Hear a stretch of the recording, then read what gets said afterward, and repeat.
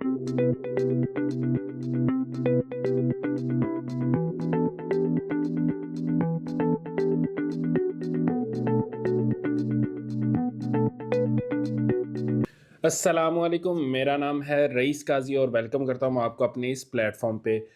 आज की वीडियो में जो चीज़ें मैं कवर करवाने वाला हूँ उसमें है कंडीशंस। कंडीशंस क्या होती हैं पाइथन की लैंग्वेज में, मैं वो आपको समझाऊँगा। लूप्स क्या होते हैं और उसके बाद इंपोर्ट क्या होती हैं।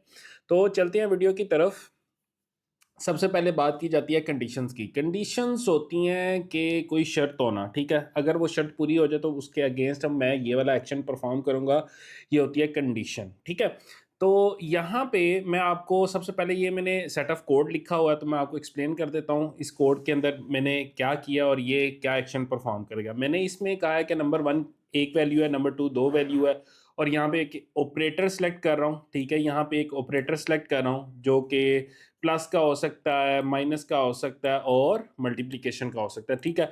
ये एक कैलकुलेटर बना हुआ है, ठीक है? जिसके अंदर मैं 2 वैल्यूज़ इनपुट करूँगा और ऑपरेटर बताऊँगा और ये मुझे कैलकुलेशन करके मुझे आंसर दे देगा, ठीक है? ये तो सिंपल सा एक कैलकुलेटर बन गया और यहाँ पे output is equal to none. अगर मैं इस कोड के मुताबिक कोई ऑपरेटर सेलेक्ट नहीं करता तो ये मुझे आउटपुट में रिजल्ट में क्या दे देगा, प्रिंट करवा देगा योर कैलकुलेशन इज़, आउटपुट में क्या है नन और वो आउटपुट आपको दे देगा नन, ठीक है? तो ये बेसिकली ये एक कैलकुलेटर बना हुआ और ये सारी चीज़ें मैं आपको लास्ट वीडियो में करके दिखा चुका हूँ। अब बात करते हैं कंडीशंस की। कंडीशन क्या है? अब मैंने यहाँ पे इफ, एलिफ और एल्स की कंडीशन रखी है। इफ कंडीशन ये बात समझने वाली है, बाकी कोड तो मैं आपको लास्ट वीडियो में बता चुका हूँ। इफ नंबर 1 की जो वैल्यू मैं इनपुट करूँगा अगर वो लेस देन 3 होगी तो मुझे क्या प्रिंट करवा देगा, प्रिंट इज लेस देन 3, ठीक है? ये प्रिंट करवा देगा। और अगर num1 की वैल्यू इक्वल टू 3 आ जाएगी तो वो प्रिंट करवा देगा इस वैल्यू को, ठीक है? और एल्स, एल्स होता है अदर देन कंडीशन। अगर इफ और एलिफ की कंडीशन पूरी नहीं उतर आई, नहीं उतरी या उसके मुताबिक नहीं है तो कंडीशन में क्या आ जाएगा, एल्स वो अदरवाइज प्रिंट करवा देगा नंबर 1 इज ग्रेटर देन 3, ठीक है? तो ये एक कैलकुलेटर है, ठीक है? कैलकुलेटर के अंदर 2 वैल्यूज इनपुट कर रहा है और ऑपरेटर आप जो दे रहे हैं वो ऑपरेटर को कैलकुलेट कर रहा है, ठीक है? उसके अगेंस्ट एक्शन परफॉर्म कर रहा है, देन आपको रिजल्ट दे रहा है। साथ आपको वो बता रहा है कि आप नंबर 1 की वैल्यू क्या ले रहे हैं, किस तरह ले रहे हैं और उसको वो एक्सप्लेन कर रहा है इफ एल्फ, एलिफ और एल्स की कंडीशन में। तो मैं परफॉर्म करता हूँ टास्क को, ठीक है? अब आपने इस कोड कोड को रन करना है, तो कोड को रन करने का तरीकाकार क्या है, Python first dot P Y, ठीक है? एंटर किया, अब वो मेरे से एंटर नंबर 1 वैल्यू ले रहा।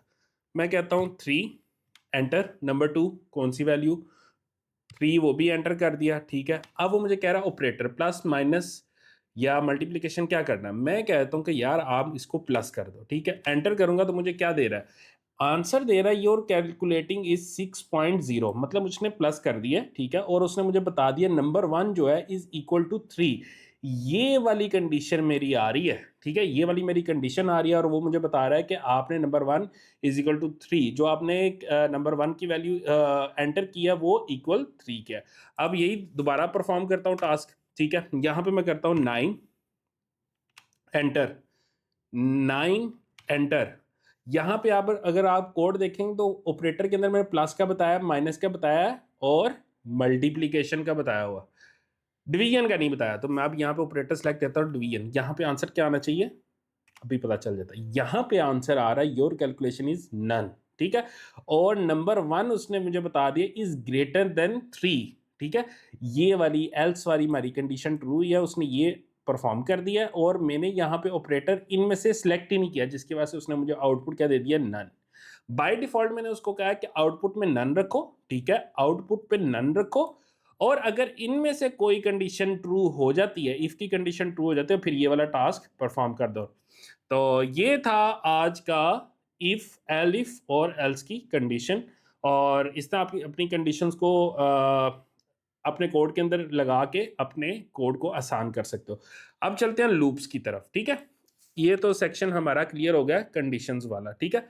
कंडीशंस, उसके बाद आ गई लूप। लूप होते हैं दो तरह के, एक होता है वाइल लूप और एक होता है फॉर लूप।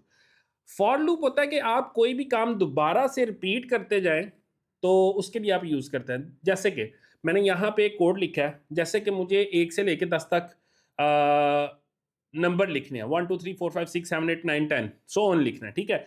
अब मैं इसको प्रिंट करने के लिए प्रिंट 1, प्रिंट 2, प्रिंट 3 ये एक कोड लिखूँगा तो बड़ा हेक्टिक सा लगेगा, ये स्मार्ट वर्क नहीं लगेगा, ठीक है? तो मैंने यहाँ पे क्या किया है कि मैं फॉर लूप लगा रहा हूँ, ठीक है? फॉर लूप लगा रहा हूँ और मैं कह रहा हूँ यार 1 से लेके 10 तक जो मेरी है ना नंबर उसको प्रिंट करवा दो। 1 से 10 का मतलब होता है कि हमारी जो कंप्यूटर के अंदर लैंग्वेज शुरू होती है वो 0 से शुरू होती है। होल नंबर से नंबरिंग शुरू होती है। 1 से 10 का मतलब है 0 टू 9। ये आपने माइंड में रखना है जो भी रेंज आप डिफाइन। अब बात आती है रेंज फंक्शन की। रेंज क्या है? रेंज आपने बताना है कि फ्रॉम टू इधर से लेके इधर तक ये मेरी रेंज है, इसके दरमियान मुझे काम करके दो, ठीक है? जैसे कि मैंने कहा कि फॉर लूप मैंने यूज़ किया है, ठीक है? फॉर लूप आई मेरा वेरिएबल है और मैंने उसको बताया रेंज। रेंज क्या है? 10। अब मैंने क्या प्रिंट आई करवा दो, ठीक है? प्रिंट की रेंज मैंने उसको बता दिया कि यहां तक आई की वैल्यू प्रिंट करवा दो। तो होगा क्या? ये क्या करेगा? पाइथन कोड को रन करने का तरीकाकार क्या? पाइथन लूप्स और एंटर करूंगा तो उसने देखा यहाँ पे होल नंबर से शुरू कर दिया 0 1 2 3 4 5 6 7 8 9। ये बेसिकली उसने इस रेंज तक मेरी जो नंबर थी वैल्यूज थी उसने आई में सेव करवाया और प्रिंट करवा दिया, ठीक है? वो आइट्रेशन होता है, अगेन एंड अगेन उसने वैल्यूज को इनटेक किया, इनपुट ली और उसने वो आउटपुट आपको प्रिंट के फंक्शन के थ्रू उसने प्रिंट करवा दिया 0 1 2 3 4 5 6 7 8 9। अब उसके बाद आता है कि रेंज किस तरह की होती है। रेंज होती है, एक तो सिंपल रेंज होती है, ठीक है? एक होती है रेंज जिसमें आप स्टार्टिंग पॉइंट बताते हो और एंड पॉइंट बताते हो, ठीक है? एक होती है रेंज जिसके अंदर आप स्टार्ट पॉइंट भी बताते हो, एंड पॉइंट भी बताते हो और इसके बाद आप बताते हो डिक्रीमेंट या इंक्रीमेंट, ठीक है? अब डिक्रीमेंट क्या होता है, इंक्रीमेंट क्या होता है वो मैं आपको बताता हूँ। उससे पहले आपको स्टार्ट और एंड पॉइंट क्या होता है वो मैं आपको समझाता हूँ। देखिए ये तो सिंपल था, ऊपर जो था वो तो सिंपल था। रेंज मैंने उसको बता दी भाई 10 तक रेंज है और मेरा आई की वैल्यू 0 से शुरू करके मुझे प्रिंट करवा दो, उसने प्रिंट करवा दिया, ठीक है? अब ऊपर वाला फंक्शन भी चलेगा और नीचे वाला भी फंक्शन चलेगा। देखते हैं इसका डिफरेंस, आपको पता चलता है कि क्या आता है, ठीक है? मैंने यहाँ पे आई की वैल्यू बताई है फॉर आई इन और रेंज मैंने बताई है स्टार्टिंग 5 से शुरू करना है, 11 तक जाना है। 11 का मतलब क्या होता है? -1। 11 का मतलब है -1। अब ये क्या होगा? 5 से लेके 10 तक मेरी आई की जो वैल्यू प्रिंट करवाएगा। देखते हैं Python loops dot P Y, ये देखिए ये उसने शुरू करवा दिए। ऊपर वाला लूप चला है फॉर लूप 0 1 2 3 4 5 6 7 8 9 9 तक, ये ऊपर वाला लूप चला, ठीक हो गया? और उसके बाद उसने 5 से शुरू किया। स्टार्टिंग पॉइंट मैंने क्या यहाँ पे बताया? 5 के बाद उसने कहाँ तक जाना था? 11 तक। 11 का क्या मतलब होता है? -1। तो उसने क्या किया? 5 6 7 8 9 10, ये होता है फॉर लूप, ये आइटरेशन। इसके अंदर क्या होता है? फॉर लूप किस तरह काम करता है? फॉर लूप काम करता है रेंज पे। रेंज क्या होती है? सिंपल रेंज होती है, फिर उसके बाद स्टार्टिंग और एंडिंग पॉइंट की रेंज होती है और उसके बाद क्या होती है? स्टार्टिंग पॉइंट, एंडिंग पॉइंट और डिक्रीमेंट, ठीक है? अब यहाँ पे ये आपने स्टार्टिंग और एंडिंग पॉइंट भी समझ लिया। अब मैं आपको डिक्रीमेंट वाला लूप चला के दिखाता हूँ, ठीक है? अब यहाँ पे देखें, मैंने उसको कहा फॉर लूप चलाओ आई इन रेंज में मैंने क्या डिफाइन किया? 0 21 और 2। रेंज कहां से चलेगी? 0 से चलेगी, 21 तक जाएगी और हर वैल्यू के बाद वो 2 का इंक्रीमेंट लगाएगा। 2 का इंक्रीमेंट लगाएगा। यहाँ पे अगर माइनस होता तो फिर डिक्रीमेंट लगाता। अब मैंने यहाँ पे इसको क्या कहा? 0 से लेके 21 तक मेरी जो वैल्यूज है उसको प्रिंट करवाओ और 2 का इंक्रीमेंट लगाते जाओ। अब इसको करूंगा कंट्रोल एस, ये वाला मैंने एंटर किया तो यहाँ पे आप देखें पहला लूप चला, उसने वैल्यू क्या प्रिंट करवा दी? 0 1 2 3 4 5 6 7 8 9, ठीक है? फिर उसने क्या किया? 9 तक ये एक करवाया, फिर उसके बाद 5 से लेके 10 तक उसने प्रिंट करवाया, फिर उसके बाद 0 2 4 0 2 4 6 8 10 12 14 16 20 18 और 20। ये रेंज इसने कहां तक बताई? 20 तक, 2 का इंक्रीमेंट लगा के। ये होता है फॉर लूप। अब जल्दी से चलते हैं वाइल लूप की तरफ। वाइल लूप क्या होता है? वाइल लूप होता है जिसके अंदर आपकी कंडीशन होती है, ठीक है? कंडीशन ट्रू होगी, बुलियन इसको कह लें। कंडीशन ट्रू होगी तो आपका ये सेट ऑफ कोड चलेगा, नई कंडीशन ट्रू, वहीं पे लूप आपका ब्रेक हो जाएगा, ठीक है। आइट्रेशन में क्या की थी, वो repeat again again value input करता जा रहा है, ठीक है। वाइल में क्या होता है, वाइल में कंडीशन ट्रू होगी तो लूप चलेगा, अदरवाइज ब्रेक हो जाएगा। अब क्या, यहां पे मैंने कहा आई इज इक्वल टू 1, ठीक है, और मैंने उसको कहा कि आई जब तक लेस देन 5 है, आई जब तक लेस देन 5 है मेरा ये लूप चलेगा, ठीक है, और प्रिंट करवाते जाओ आई को, ठीक हो गया। और मैंने यहां पे कहा कि जब एक दफा प्रिंट चलेगा, एक दफा लूप मेरा चलेगा, तो आई की वैल्यू +1 हो जाएगी। प्लस मतलब वो कहां से, 1 से शुरू हो रहा है। जब एक दफा लूप चलेगा तो नेक्स्ट आई +1 होगा, तो उसका क्या हो जाएगा, आई की वैल्यू 2, फिर 3, फिर 4, फिर 5 तक। अगर 5 क्या लेस देन 5 हुआ तो चलेगा। आपके ख्याल से लेस देन कम है? मेरे तो ख्याल से ये जो 5 है ना, ये लेस देन 5 नहीं है, तो यहाँ पे आके लूप हमारा ब्रेक हो जाएगा। और मेरा ख्याल है कि 1 से लेके 4 तक ये वैल्यूज हमारी जो है ना प्रिंट करवाएगा। तो चलते हैं कोड की तरफ, कोड को रन करते हैं। पाइथन व्हाइल लूप, और ये क्या, पाइथन, अच्छा मैंने स्पेलिंग गलत कर दिए, और व्हाइल लूप एंटर। और ये देखें अब उसने क्या किया है, 1 2 3 तक हमारी कंडीशन ट्रू थी, 4 पे आके बी कंडीशन ट्रू थी।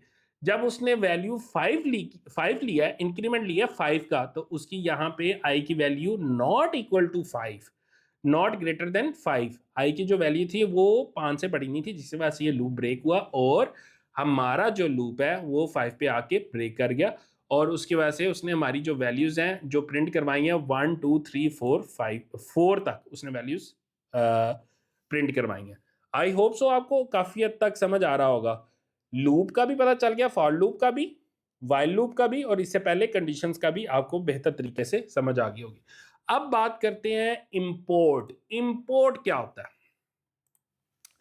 इंपोर्ट एक ऐसा कॉन्सेप्ट है कि हमारे यहाँ बड़ा इजीली बोला जाता है इंपोर्ट। इंपोर्ट एक्सपोर्ट की तो आपने टर्मिनोलॉजी सुनी होगी, इंपोर्ट कर लिया, एक्सपोर्ट कर लिया। इंपोर्ट का मतलब होता है बाहर से कुछ अपने अपनी प्रीमिसेस में लेके आना, ठीक है, उसको क्या कहते हैं, इंपोर्ट किया, ठीक है। एक्सपोर्ट का क्या मतलब होता है, अपनी प्रीमिसेस में से कोई चीज को, किसी चीज को बाहर भेजना, वो क्या होता है, एक्सपोर्ट। इसी तरह पाइथन के अंदर अगर देखें मल्टीपल्स लाइब्रेरीज बनी होती है, अगर आपने कोई लाइब्रेरी यूज करनी है, किसी की लाइब्रेरी यूज करनी है, तो आप क्या करते हैं, इंपोर्ट करते हैं। अब मैंने यहाँ पे एक लाइब्रेरी इंपोर्ट किया, उसका नाम क्या है, टाइम। एक टाइम की लाइब्रेरी मैंने इंपोर्ट किया और मैंने कंडीशन रखी है while is equal to true. जब भी मेरी कंडीशन ट्रू होगी तो टाइम क्या करेगा, 2 सेकंड के लिए सो जाएगा, ठीक है। टाइम क्या करेगा, मेरा ये कोड क्या करेगा, 2 सेकंड के लिए सोएगा और उठने के बाद प्रिंट करवा देगा ब्रीलर टेक्नोलॉजीज, ये मेरी कंपनी का नाम है, ठीक है। अब वो क्या करेगा, 2 सेकंड के लिए सोएगा और ब्रीलर टेक्नोलॉजीज प्रिंट करवाएगा, फिर सो जाएगा, फिर 2 सेकंड के लिए सोएगा, फिर उठेगा, ब्रीलर टेक्नोलॉजीज प्रिंट करवाएगा और सो जाएगा। अब देखें यहां पे कोड रन होगा, आपको पता चलेगा और बहुत मजा आएगा। देखिए मैं यहां पे क्या करने लगा हूं, पाइथन आपने जब भी आपने कोड लिखना है ना, कंट्रोल एस करना। मैं एक कोड लिख रहा था, कंट्रोल एस नहीं किया, मैं उसको चलाता रहा, चला ही नहीं कोड मेरा। और फिर जाकर मैं नेट पे मैंने गूगल शूगल किया तो फिर मुझे पता चला कि अच्छा कोड को सेव भी करवाना पड़ता है। तो बहरहाल मैंने कोड को कंट्रोल एस करके कोड को सेव कर लिया, ठीक है। अब मैं इस टर्मिनल पे आया हूं और मैं पाइथन, हाँ पाइथन और import.py इस फाइल को मैं रन कर रहा हूं। रन करने के बाद क्या होगा, ये देखिए दोनों हाथ मेरे ऊपर है और ब्रीलर टेक्नोलॉजीज ऑटोमेटिकली हर 2 सेकंड के बाद प्रिंट हो रहा है। ये कैसे हो रहा है, इंपोर्ट करने की वजह से। टाइम की लाइब्रेरी मैंने इंपोर्ट किया अपने इस फाइल में, जिसकी वजह से वो इसको अनलिमिटेड टाइम्स इसको प्रिंट करवाता जा रहा है। तो आई होप सो बहुत ईजी है कोडिंग करना, आपको भी समझ आ रही होगी। कहीं पे कोई भी मसला आता है मुझे कमेंट बॉक्स में लिख दीजिएगा, इंशाल्लाह आपको उसका सलूशन मिल जाएगा। मिलते हैं नेक्स्ट वीडियो में, तब तक के लिए अल्लाह हाफिज़, अस्सलाम वालेकुम।